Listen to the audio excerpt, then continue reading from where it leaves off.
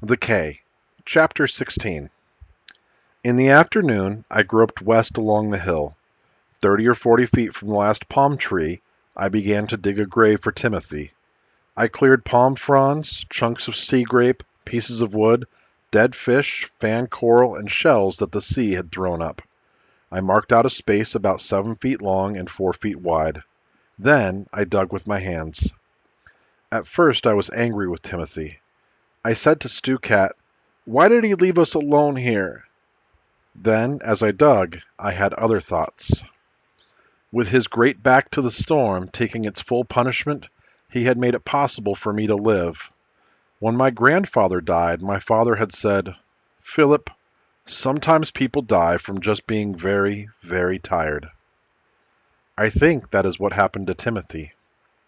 I also think that had I been able to see, I might not have been able to accept it at all. But strangely, the darkness separated me from everything. It was as if my blindness were protecting me from fear. I buried Timothy, placing stones at the head of the grave to mark it. I didn't know what to say over the grave. I said, "Thank you, Timothy," and then turned my face to the sky. I said, "Take care of him, God. He was good to me." There didn't seem to be anything else to say, so I just stood by his grave for a while. Then I felt my way back to the spot where our hut had been. I located wood and piled it around the base of the palm tree that held our water keg and the tin box. Both were to the lee side of the storm.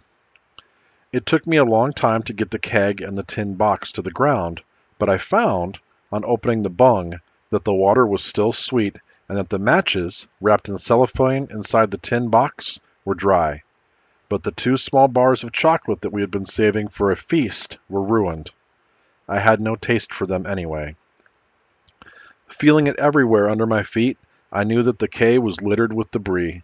I started cleaning the camp area, or what was left of it. I piled all the palm fronds, frayed by the wind, in one place, sticks of wet driftwood in another. With Stu Cat constantly around, I stumbled over him several times. I worked until I felt it was nearing darkness. I'd found one lone coconut in a mass of sea grape and broken sticks. I opened it and ate the meat, offering to share with Stu Cat, who didn't seem interested. Then I made a bed of palm fronds and sprawled out on it, listening to the still, angry sea as it tumbled around the damp K and thinking, I must feed myself and Stu Cat. I must rebuild the hut and build another signal fire down on East Beach. Then I must spend each day listening for the sound of aircraft. I knew that Timothy had already given up on any schooner entering the dangerous Devil's Mouth. I was certain that the sea had washed away Timothy's markers atop the coral reef, and I was sure that my guide vine rope leading down to the beach had been snapped and tangled by the storm.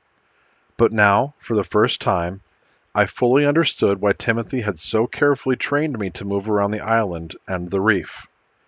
The reef, I thought. How could I fish without any poles? They must have washed away. Then I remembered Timothy saying that he would put them in a safe place. The trouble was, he'd forgotten to tell me where. I got up and began to run my hands over each palm trunk. On one of them, I touched rope. I followed around to the lee side with my fingers, and there they were, not 2 or 3, but at least a dozen, lashed together, each with a barbed hook and bolt sinker. They were one more part of the legacy Timothy had left me. The sun came out strong in the morning. I could feel it on my face. It began to dry the island, and toward noon I heard the first cry of a bird. They were returning. By now, I had taught myself to tell time, very roughly, simply by turning my head toward the direct warmth of the sun. If the angle was almost overhead, I knew it was around noon. If it was low, then of course it was early morning or late evening. There was so much to do that I hardly knew where to start. Get a campfire going, pile new wood for a signal fire, make another rain catchment for the water keg, weave a mat of palm fibers to sleep on, then make a shelter of some kind, fish the hole in the reef, inspect the palm trees to see if any coconuts were left, I didn't think any could be up there, and search the whole island to discover what the storm had deposited. It was enough work for weeks, and I said to Stu Cat, "I don't know how we'll get it all done." but something told me I must stay very busy and not think about myself. I accomplished a lot in 3 days, even putting a new edge on Timothy's knife by honing it on coral. I jabbed it into the palm nearest my new shelter so that I would always know where it was if I needed it. Without Timothy's eyes, I was finding that in my world, everything had to be very precise, an exact place for everything. On the 5th day after the storm, I began to scour the island to find out what had been cast up. It was exciting, and I knew it would take days or weeks to accomplish. I had made another cane, and beginning with East Beach, I felt my way back and forth, reaching down to touch everything that my cane struck, sometimes having to spend a long time trying to decide what it was that I held in my hands. I found several large cans and used one of them to start the time can again, dropping 5 pebbles into it so that the reckoning would begin again from the night of the storm. I discovered an old broom and a small wooden crate that would make a nice stool.